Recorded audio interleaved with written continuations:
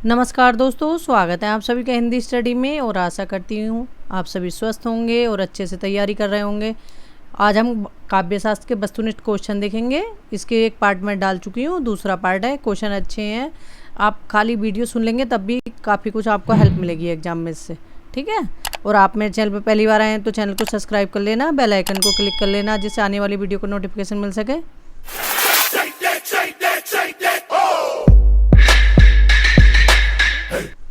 Start करते हैं। आज का पहला क्वेश्चन है हमारा।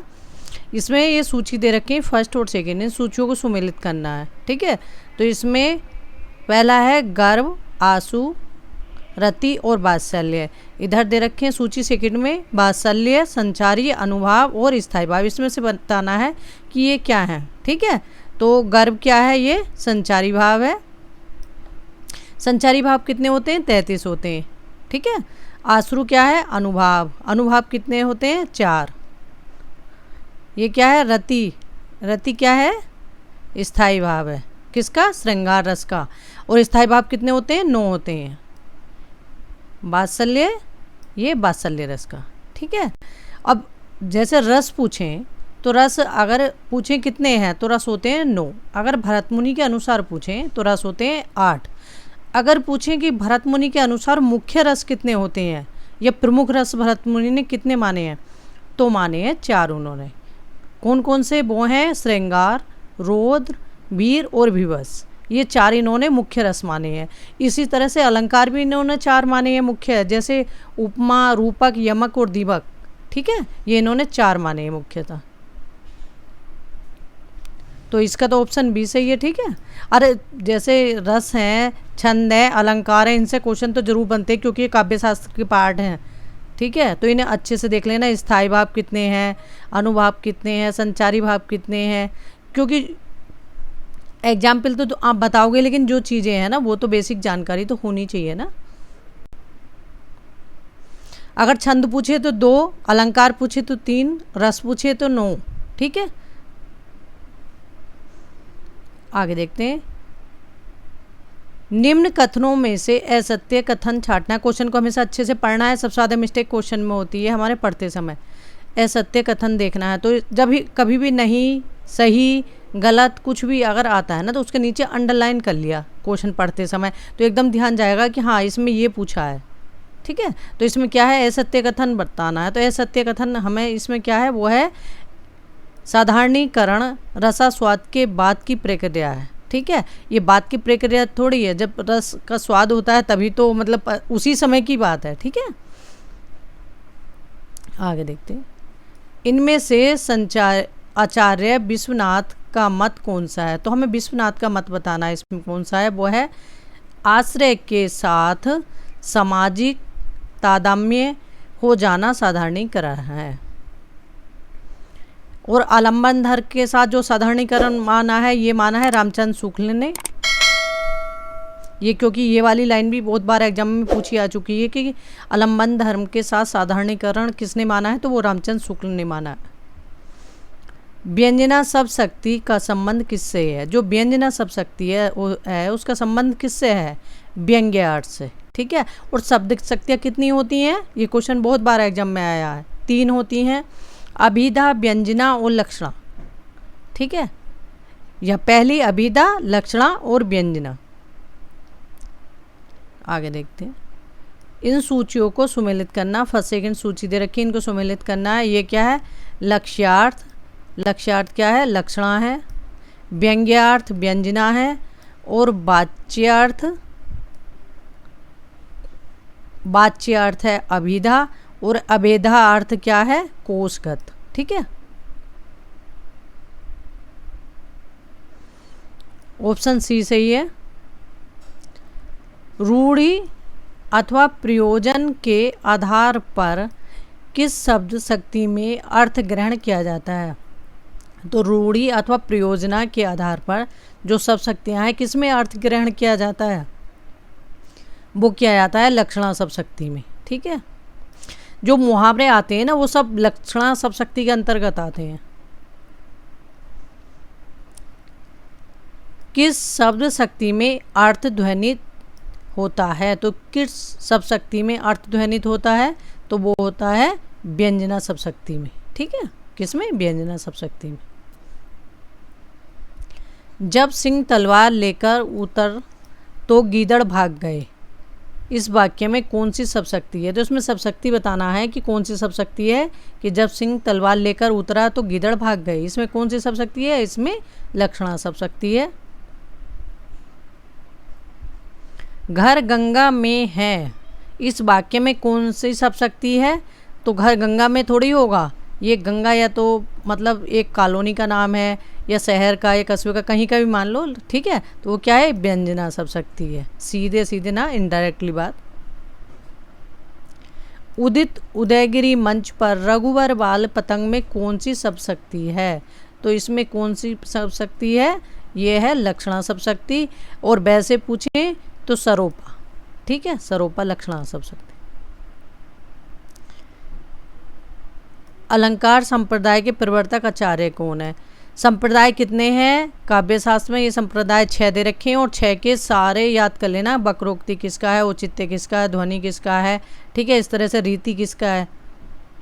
तो ये अलंकार संप्रदाय किनका है? प्रवर्तक कौन है अलंकार संप्रदाय के? ये हैं भामा। इन सूचियों को सुमेलित करते हुए सही विकल्प का चयन कीजिए। ध्वनि संप्रदाय आनंदवर्धन का है। 4 संप्रदाय तो ये दे रखे हैं, देखो, ध्वनि संप्रदाय आनंदवर्धन, रस संप्रदाय भरत मुनि का है, औचित्य किसका है? क्षेमेंद्र का है, और रीति किसका है? वामन का है। ठीक है, इस तरह से 4 संप्रदाय हो गए। ऑप्शन डी सही है हमारा। काव्य शास्त्र के इन ग्रंथों की सूचियों को सुमेलित करना। ये काव्य शास्त्र के ग्रंथ हैं और ये लेखक हैं इनके, इन्हें सुमेलित करना है। यह है ध्वनिलोक। 4 क्वेश्चन है ये देखना, क्योंकि चारों क्वेश्चन अलग अलग ये पूछे आ चुके हैं। ध्वनिलोक आनंदवर्धन इसकी रचना है। साहित्य दर्पण विश्वनाथ, रस गंगाधर पंडितराज जगन्नाथ, काव्य प्रकाश मम्मट की रचना है। तो इसमें ऑप्शन हमारा ये है ध्वनिलोक आनंदवर्धन, 81। ऑप्शन बी सही होगा। ठीक है, इनमें से असत्य कथन कौन सा है? तो असत्य कथन कौन सा है इसमें? यह है ध्वनि काव्य में व्यंग्य अर्थ प्रमुख होता है।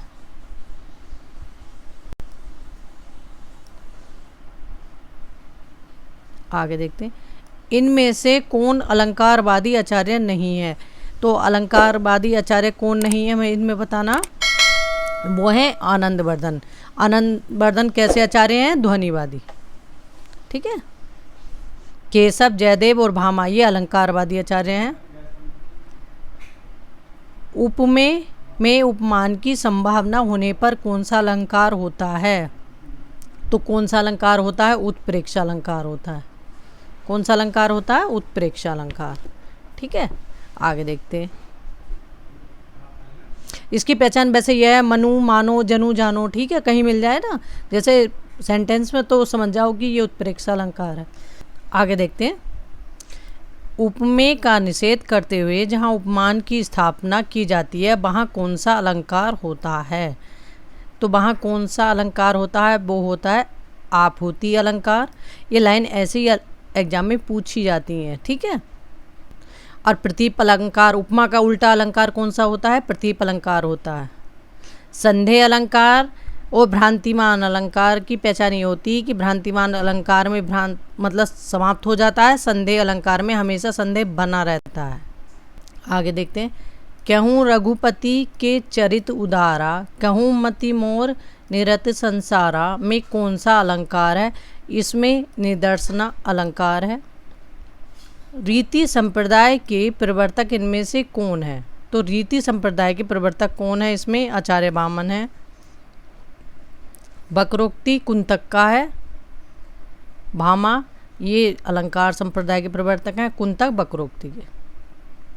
आगे देखते हैं, विशिष्ट पद रचना रीति, यह पंक्ति किस आचार्य की है? तो विशिष्ट पद रचना रीति यह है वामन की। रीति के लिए मार्ग शब्द का प्रयोग किसने किया है? तो रीति के लिए जो मार्ग शब्द का प्रयोग किया है वो किया है कुंतक ने। रीति के लिए वृत्ति शब्द का प्रयोग किस आचार्य ने किया है? तो रीति के लिए वृत्ति का प्रयोग किसने किया है? मम्मट ने किया है। काव्य गुणों की संख्या कितनी है? तो काव्य गुणों की संख्या अगर वैसे पूछे तो 3 है, ठीक है। प्रसाद, ओज और माधुर्य। कितने हैं? 3। प्रसाद, मतलब प्रसाद, ओज और माधुर्य। और वैसे अलग अलग पूछे कि किसने कितने बताए, तो जैसे बामन ने 20 बताए हैं और भरत मुनि और दंडी ने 10 बताए हैं। इस तरह से अलग अलग लेखकों ने अलग अलग दिए। इनमें से असत्य कथन कौन सा है, उसे छांटना है। तो असत्य कथन है वैदर्भी रीति का मूल आधार ओज गुण है, ठीक है। तो ये गलत है। इसका जो सही होगा वो है गोड़ी, ठीक है। ओज गुण किस में होता है? ये गोड़ी रीति में पाया जाता है। वैदर्भी रीति में माधुर्य गुण पाया जाता है। काव्य अथवा नाटक में वर्णित विषय सदैव विशेष होता है, सामान्य नहीं। यह वह व्यक्ति सामने लाता है, जाति नहीं। यह कथन किसका है? ये कथन है रामचंद्र शुक्ल जी का। अभिनव गुप्त का अभिव्यक्तिवाद किस दर्शन पर आधारित है? तो अभिनव गुप्त का जो अभिव्यक्तिवाद है वो किस दर्शन पर आधारित है? वो है शैव दर्शन पर आधारित।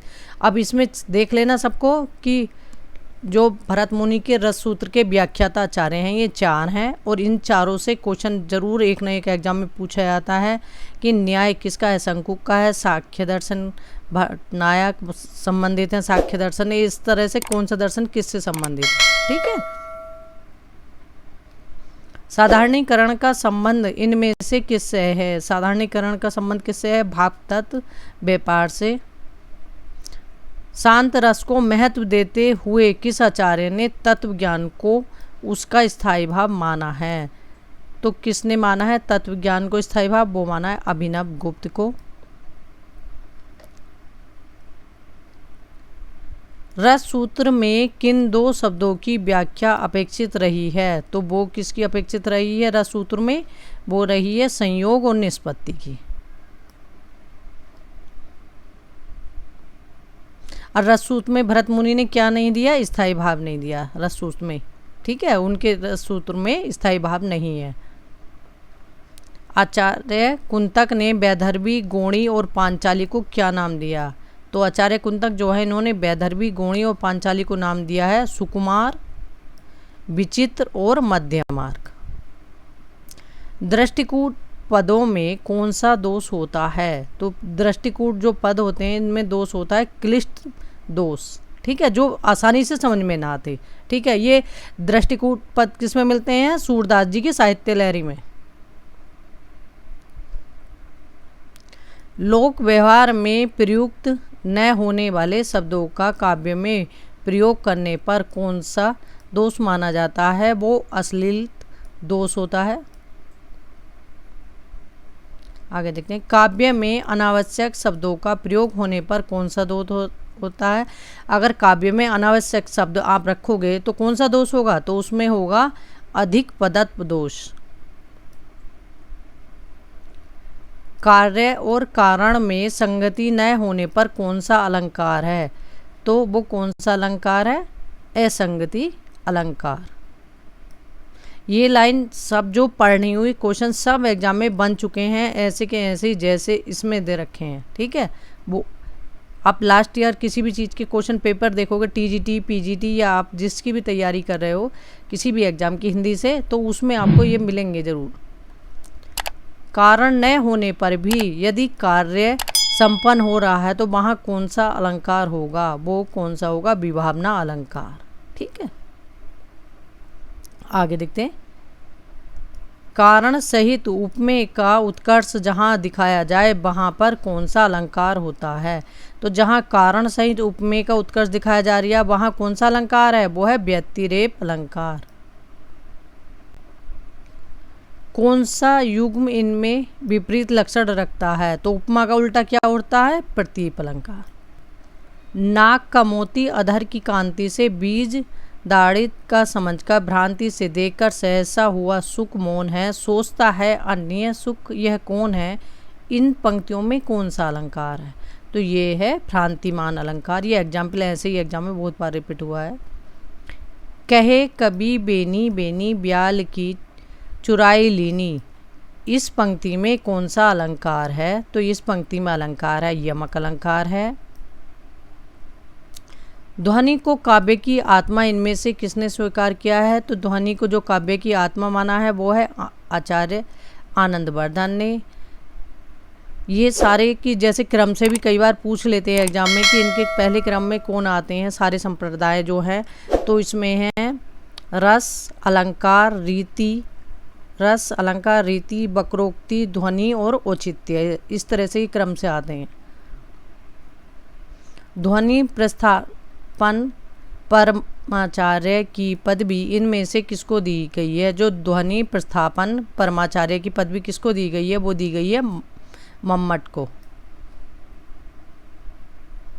निम्नलिखित सूचियों को सुमेलित करना है इसमें। तो रस सिद्धांत ये है किसकी रचना? ये है नगेंद्र की। चिंतामणि रामचंद्र शुक्ल की रचना है और 4 भागों में है ये। कवि प्रिया किसकी है? केशवदास की रचना है। भाषाभूषण जसवंत सिंह की रचना है। ये एग्जाम में ऐसे ही पूछी जा चुकी हैं चारों अलग अलग। ठीक है, तो ऑप्शन डी सही है। आगे देखते हैं। वीर रस प्रधान रचना कौन सा गुण प्रमुख है? वीर रस प्रधान जो रचना होती है उसमें कौन सा गुण होता है? उसमें ओज गुण होता है। रोमांटिसिज्म का जन्मदाता इनमें से कौन कहा जाता है? तो रोमांटिसिज्म का जन्मदाता कौन है? वो है रूसो। रोमांटिसिज्म का जन्म कहाँ हुआ? ये 18वीं सदी के अंत तक हुआ। मतलब कब हुआ? ठीक है, रोमांटिसिज्म का जो जन्म हुआ वो कब हुआ? वो 18वीं सदी के अंतिम दशक में। ऑप्शन बी सही है हमारा। आगे देखते हैं। इनमें से कौन सा कवि स्वच्छंदतावादी कवि है? तो स्वच्छंदतावादी कवि कौन है? तो स्वच्छंदतावाद छायावाद के लिए आता है। ठीक है, तो छायावाद के कवि इनमें से कौन है? जयशंकर प्रसाद। इनमें से कौन सी विशेषता स्वच्छंदतावाद की नहीं है? तो स्वच्छंदतावाद की कौन सी विशेषता नहीं है? वो है राष्ट्रीयता, मतलब नहीं है। ठीक है, जो हैं वो हैं पलायनवाद, रहस्यवाद, प्रकृति प्रेम, ये सब स्वच्छंदतावाद की विशेषता हैं। बिंब अभिधा की अपेक्षा लक्षणा और व्यंजना पर आधारित होता है। तो बिंब क्या है? एक शब्द चित्र है। बिंब ऐसे क्वेश्चन बना है कि बिंब क्या है? एक शब्द चित्र है जो कल्पना या इंद्रियता पर मतलब आधारित होता है। ठीक है, तो व्यंजना पर आधारित होता है। ये कथन किसका है? ये कथन बताना है हमें। तो कथन है केदारनाथ सिंह का। ठीक है, ये हमारे क्वेश्चन कंप्लीट हो गए आज के। अब एक पार्ट शायद 1 या 2 पार्ट और बनेंगे इसके, वो क्वेश्चन हमारे कंप्लीट हो जाएंगे। और अच्छे क्वेश्चन है, 1-2 बार भी आप सुनोगे तो मतलब कहीं ना कहीं आपको ज़रूर लाभ मिलेगा इनसे एग्जाम में। ठीक है, मेहनत करते रहो, लगे रहो, सफलता अवश्य मिलेगी। थैंक यू दोस्तों मेरी वीडियो देखने के लिए।